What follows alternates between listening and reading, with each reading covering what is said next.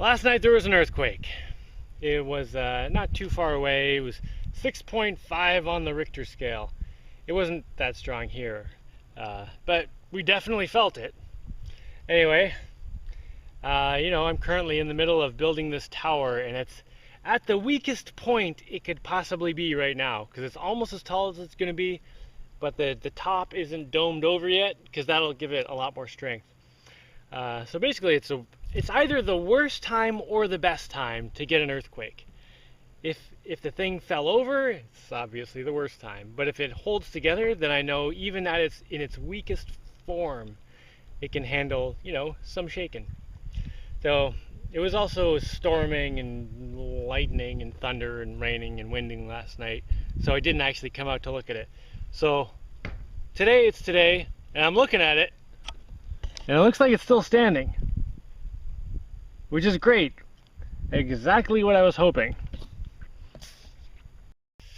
So I'm gonna go inspect for cracks and stuff. Well, everything's looking great around the bottom.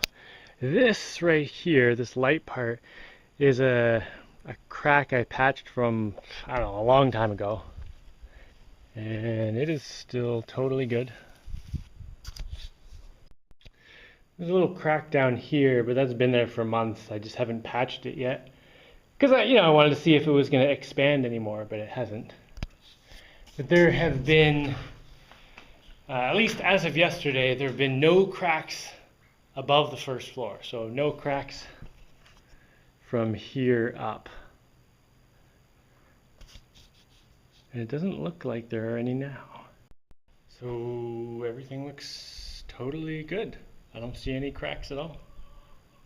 That is excellent, because I was sitting, in the house last night watching a movie, and then it lasted a while, and I'm just thinking in my head, oh, I could just imagine concrete. But no, everything looks totally good. So even just as it is, it can handle a decent amount of shaking.